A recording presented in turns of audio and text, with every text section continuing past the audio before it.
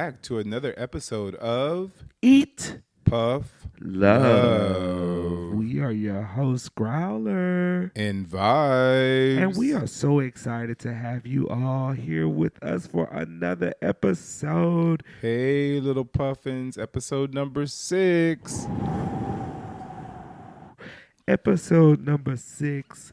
And we are so excited, though, to be here with y'all on today. And we are most excited because we have a guest on our show today. We are so excited to present to you all Rowdy. What up? What up? Rowdy. Welcome to Eat Puff Love. How you feeling tonight? It's a good night. Yeah. Good night. It is. We are here. We have sparked up another J. We have our cocktails and beer. What you got going on over there? So I'm having my favorite whiskey right now. It's called Redbreast. Ooh. Irish whiskey. Yes, Redbreast. That sounds yummy. What makes it so special? Tell me. It's distilled for 12 years. Ooh, come on, Well, fam. not distilled for 12 years, but, kept in the fucking barrel for 12 years. Mm. I don't know, that's the secret. Those Irish motherfuckers, they know what to do. Absolutely. So, Redbreast Whiskey, if you're listening, We would like a sponsorship. Yeah, we love you. We love you. You're the best. We love you. You're the best. Send us all bottles. can we get? But yes, welcome, Rowdy. Welcome to Eat Puff. And so Rowdy knows you, and we've met before, but our listeners, our little puffins, tell us a little bit about yourself. Who are you? Who is Rowdy? I just dude out here trying to spread some good time and cheer. Use my big energy to incite a party. Inside a party. So Rowdy likes to party. I do. I just like to stir up a good time. And what's a good time for you? Where people can, be their authentic selves and, maybe show a side of them they don't normally show. Like, definitely get to an altered state of mind, whether that takes like an internal or external stimuli. Yeah. Whatever each person's good time is, like that's what I wanna generate. So our conversation today is about kink, and from just hearing what you said, it sounds like you are a pleaser in some ways, in a sexual way. Yeah, I do like to provide pleasure. Yeah, that is there was a term that someone used a little bit ago. I can't remember the term. I think it was, I don't know, alpha sub or something. I don't know, but I do love to be like in a service top style role. Like I like to be topping, but I like to be providing the service, and that could be, some vanilla shit like giving someone a ride who needs one, or not vanilla. Ooh, like paying somebody's rent. Red. Red. Yeah, I wasn't thinking that at all. I was thinking like when I heard you say that, I heard what I heard you say was my pleasure comes from pleasing others. Yeah, And so if it means in my vanilla life helping someone or giving them a ride somewhere because that makes their day, I'm going to do it because it brings me joy. And then non-vanilla space, if I'm going to create a space where people are going to enjoy pleasure, I'm going to gain pleasure from it. I've been much more patient about that, on this side of my sexual journey. I'm trying to put my own pleasure second and, someone else's first. And I've learned that, putting someone else's pleasure first really is actually quite pleasurable. That I have always like put my own pleasure as a high priority. Mm. And, I started doing different things in my 20s and 30s in order to, improve the way that I was providing pleasure, but really to enhance my own pleasure. Mm. And so then like the next jump after that, most recently, like I've completely shifted away from my own pleasure and like tried to put a focus on, my partner's pleasure. And it's it's been great. Mm. Okay, what's been great about it?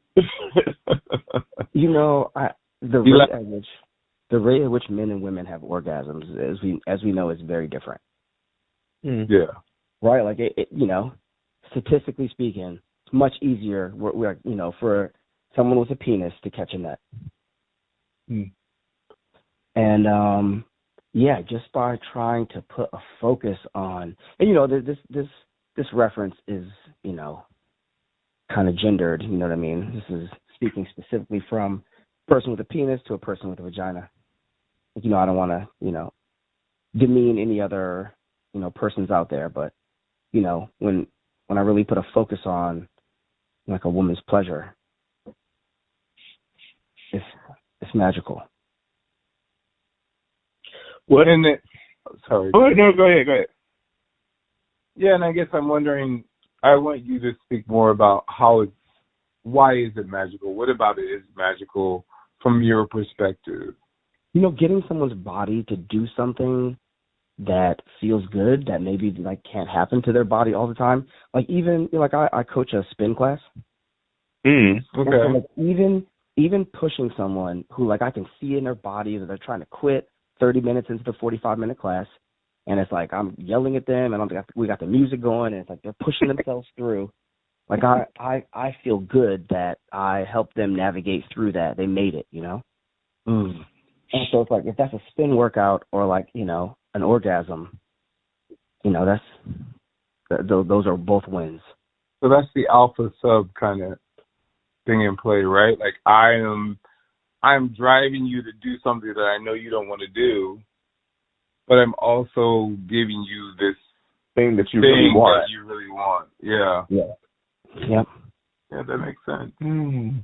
That like you probably could get on your own somehow, but by me being there, like I am conducting the orchestra.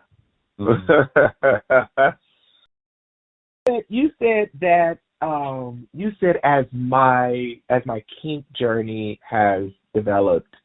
So talk a little bit about that. What would you say to I guess I'm looking for like what would you say to your younger kinky self that you now know, and how have you changed as a kink person, and what are some things that you can share with us? So I definitely identify like more as a polyamorous person than a kink person, and I love that polyamory is included in the kink spectrum because I do see myself in the kink spectrum. Mm-hmm. As a younger person, honestly, I would have started passing this message on to other men like sooner and louder. Because it's really men out here that need to hear some of the messages that I have to send, and I want to reach them so that we can be less toxic. I'm less toxic than I was in my 20s, and I've been really proactive and intentional about that.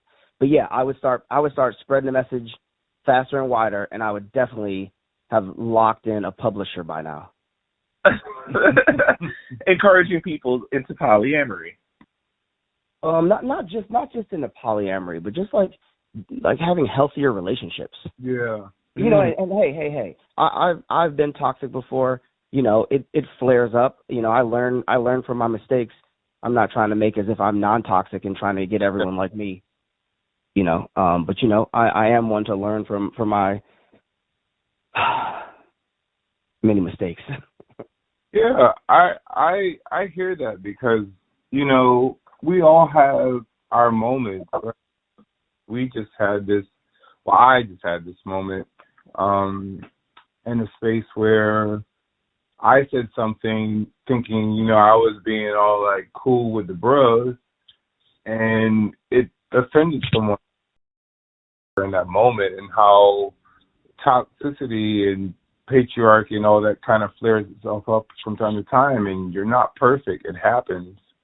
But when you like are on this journey where you like realize like, yeah, I'm not where I know I should be, but I'm always striving to be that, and I'm holding myself accountable.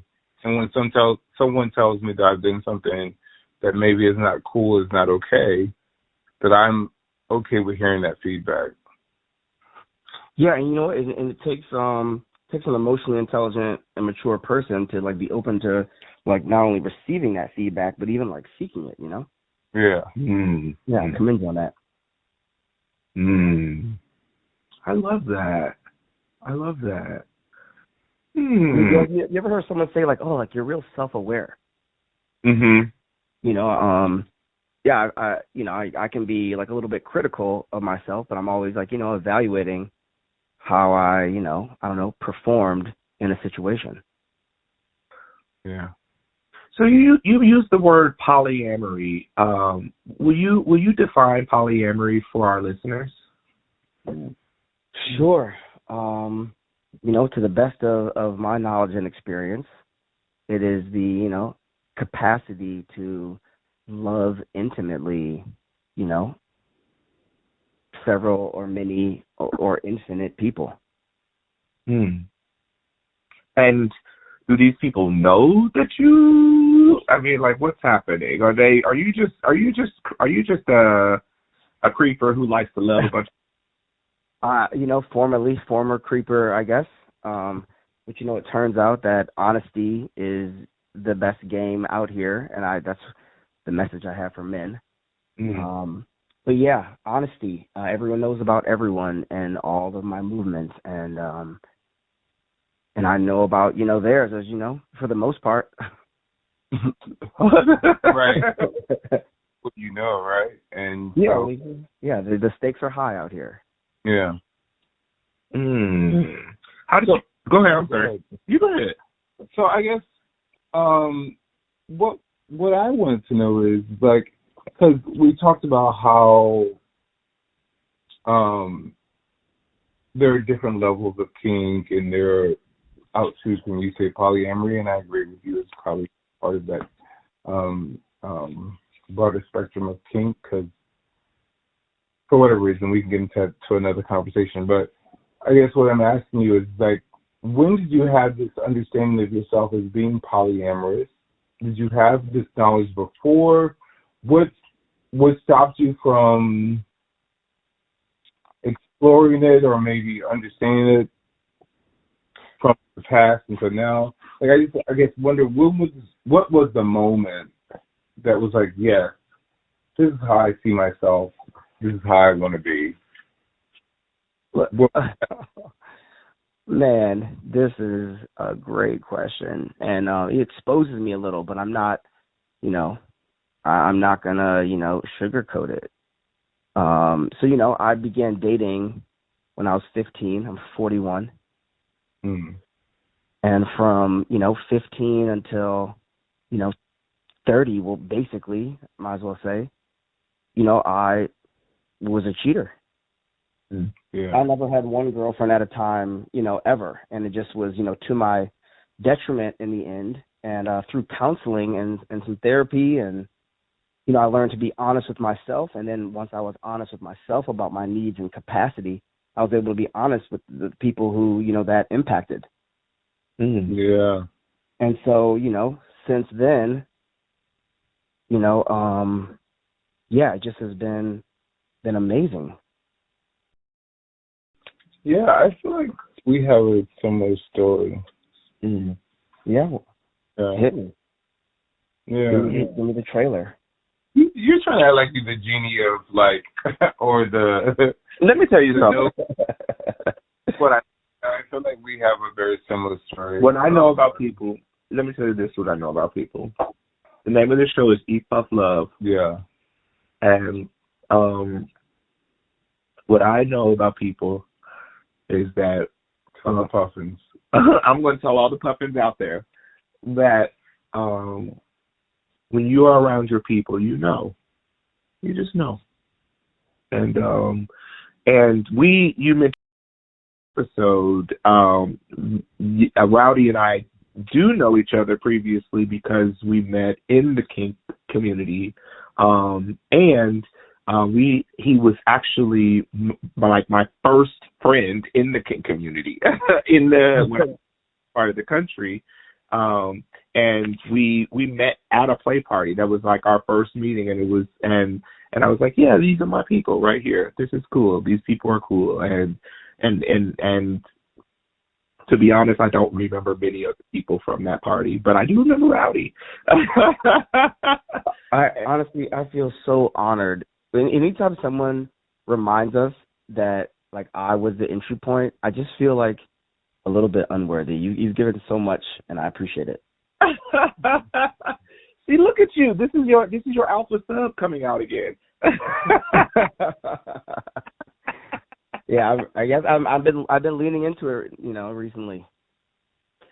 So, Rowdy, this conversation has been deeper than what I thought it was going to be, and I've appreciated it. How do you, or what do you think, if you could have something that was on your kinky wish list, something on your to-do list, something you haven't yet done that you wanted to do, what would it be? It's like the Amazon wish list. Okay. So like I've been saying this for a decade, and I'm putting it out there. It's like fresh on my mind right now. I really want to like commit my thoughts and experiences to text and paper, and publish some sort of book or series of books. Maybe autobiographical, like maybe self-help, like how other people can embark on this journey with some success. I just I was in, you guys know the mahogany cards that they have? Yeah. Yes. You want to have buy someone a card with a black person on it? Yeah. And you don't have to fucking color it brown with a marker or a pencil like when we were younger. Yeah. Anyway, there's a mahogany bookstore here in DC. There's two of them. Yeah. And I went there and I was like, I know there's like Ethical Slut and More Than Two, which is an amazing book out there. So I'll plug it real quick. More Than Two. There aren't any books in the black community about polyamory for sure. And really, the only book I found there, and there were like 5 or 6 books that dealt with relationships by black authors, but the only one that even mentioned, a non-monogamous relationship was like a side chick. And I hate that phrase. Yeah. But it was like that was the only reference point about polyamory or non-monogamy in this whole bookstore was like a reference to a side chick. And I wanted to change that narrative. I truly believe that. Like, this is gonna sound crazy. I need to tone this down. I think that polyamory, like when done correctly, like is a potential like major plus for the black community. Tell us why. Tell our listeners why. Whew. So,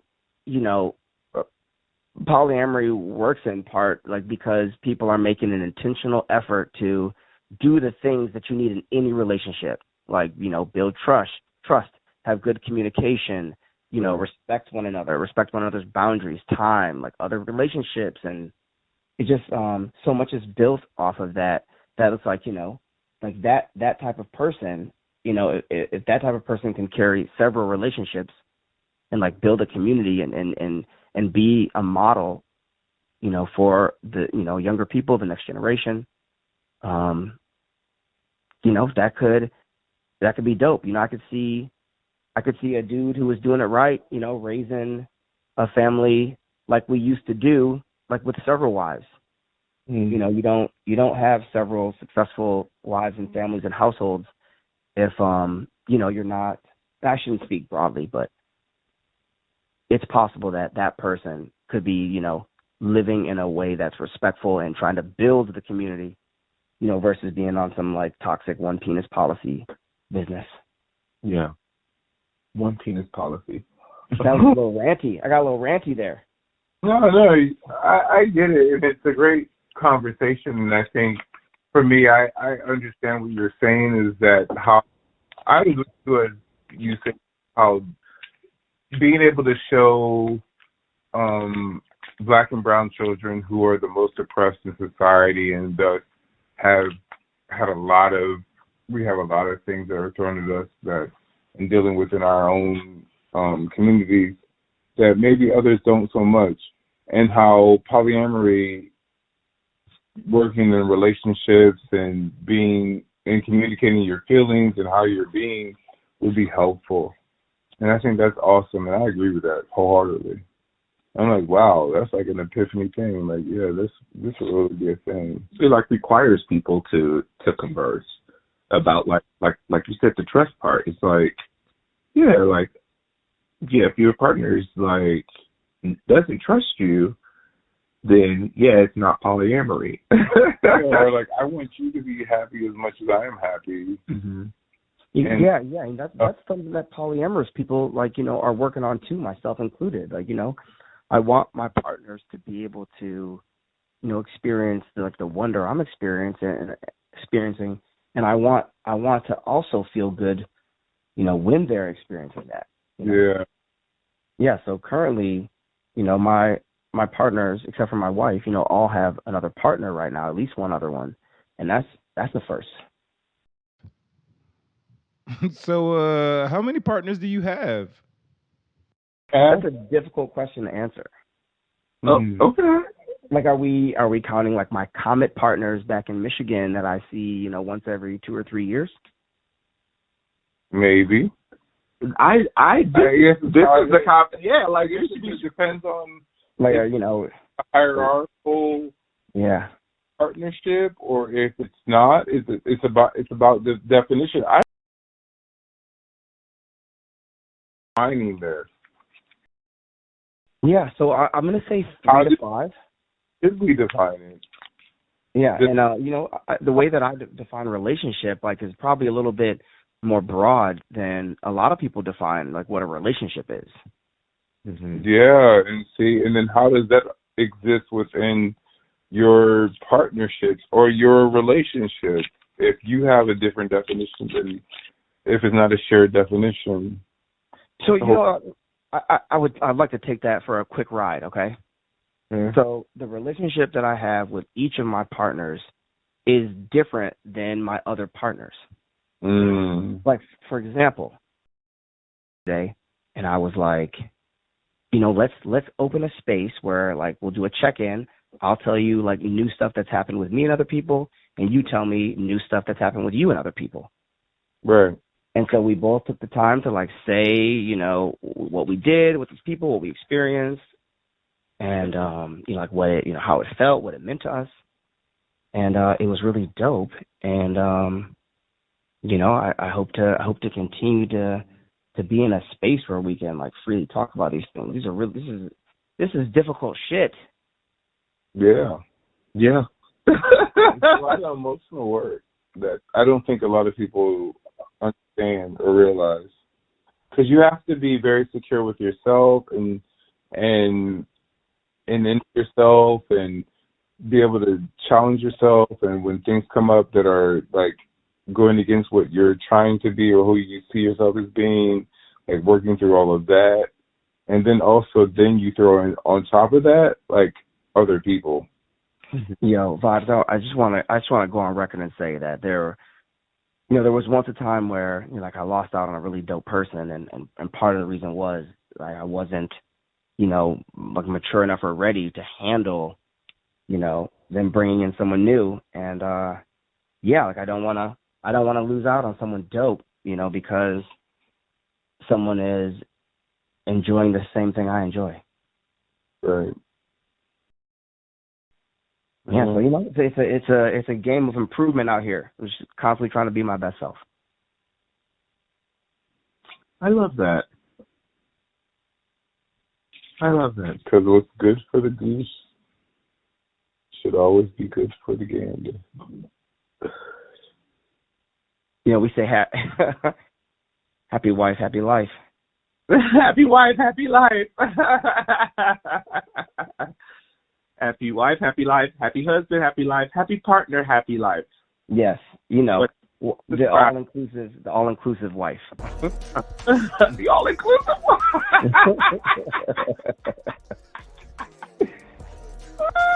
The all-inclusive wife. Yeah.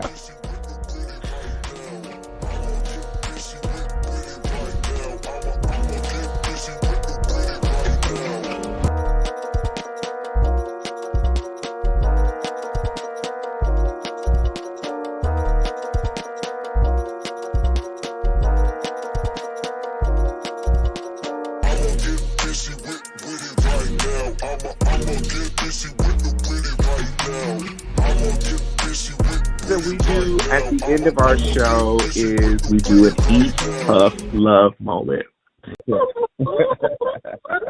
And this moment, Rowdy, tell us about something that you really love. Okay. Like a moment, like in love. Yeah. Our moment of love. Of love. Of love. Love of anything. Not attached to a person, but just loved in general. So, you know, I like a woman with some curves on her. What do you mean curves? You mean like a very thin person with big at a curve? Hourglass. I don't want to see no bones.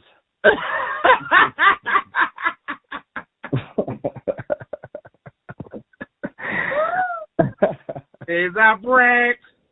I want to see no bones. And so, you know, like, you know, I did like a photography business for like 15 years. And, you know, sometimes I just see my partners and like the light is hitting them just right. And it's like, you know, I can't see them and not also feel like what they provide in my life and how they, you know, how they uplift my experience. And, yeah, it can move me to tears. Mm. Yeah, it's powerful. That's And you love that, and love for you. I hear that emotion, that raw emotion. mm-hmm.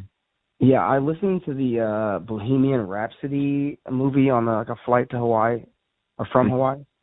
And there's a song they have, and one of the lines is, you know, just talking about like this, like, you know, fiery love, you know, 200 degrees. Mm-hmm. And yeah, you know, my love candle burns brightly,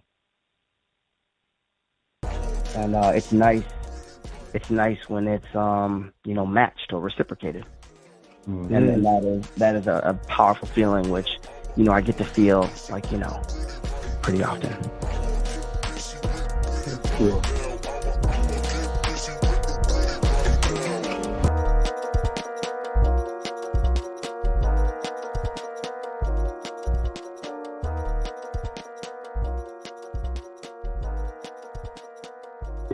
Thank you, Rob.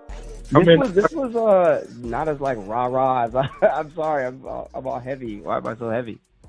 I think It's the whiskey. It's What the you call it? what was the name of it again? Devil's Armpit? Red breast. Red breast. Close. You almost had it. To find you, what is the best way to find you? So on Step Life, I am living my best life. No Okay. doctor dashes or numbers or shit. Yes, living your best life. Yep. And on Instagram, I am Rowdy Good Time. And that spells? ROWDY Good Time. Perfect. Well, thank you for coming on our show to Eat Puff Love. It has been a joy having you today. Yeah, it is. It's glad to be able to connect with you again in a different capacity. And Yeah, I appreciate you guys doing this. Yeah, next time I'm going to have, you know, the jokes and nasty stories.